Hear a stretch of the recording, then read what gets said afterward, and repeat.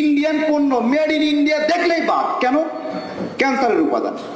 Made in India দেখলেই বাদ, ক্যান্সারের উপাদান।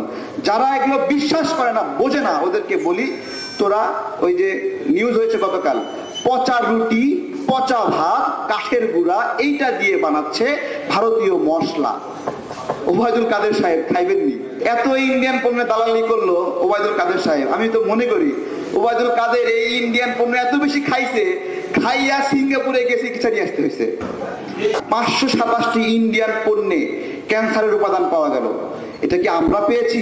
এটা কি রেজা কিবরিয়া সাহেব পেয়েছে? এটা কি মিয়া মুর্শিদুজ্জামান, এটা গয়সা দাদা পেয়েছে? কে পেয়েছে? এটা আন্তর্জাতিক পরিমণ্ডল, ইউরোপীয় ইউনিয়ন পেয়েছে, হংকং পেয়েছে, সিঙ্গাপুর পেয়েছে। আমার কথা বিশ্বাস কেন করতে হবে? আপনি গুগল করেন না কেন? আমি কি বলছি আমার কথা বিশ্বাস করতে হবে? দেখেন না ক্যান্সারের উপাদান পাওয়া গেছে কিনা।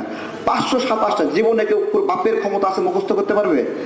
পারবেন? কোন কোন পণ্যে ক্যান্সারের উপাদান আছে 527টা মুখস্থ করতে পারবেন? মুখস্থ করতে পারবেন। এত দরকার কি? সব বাদ দেন না। ইন্ডিয়ান পণ্য মেড ইন ইন্ডিয়া দেখলেই বাদ। কেন? ক্যান্সারের উপাদান। মেড ইন ইন্ডিয়া দেখলেই বাদ, ক্যান্সারের উপাদান। যারা এগুলো বিশ্বাস করে না, বোঝে না, ওদেরকে বলি, তোরা ওই যে নিউজ হয়েছে গতকাল, পচা রুটি, পচা ভাত, কাঠের গুঁড়া এইটা দিয়ে বানাচ্ছে ভারতীয় মশলা। ওবায়দুল কাদের সাহেব খাইবেননি? খাইবেননি?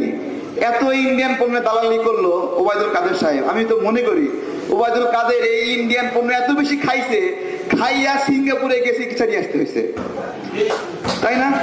আমি কই ওবায়দুল কাদের সাহেব, আপনি তো ওই শিয়ালের মতো, নিজে রোগাক্রান্ত হয়েছেন ইন্ডিয়ান পণ্য খাইয়া।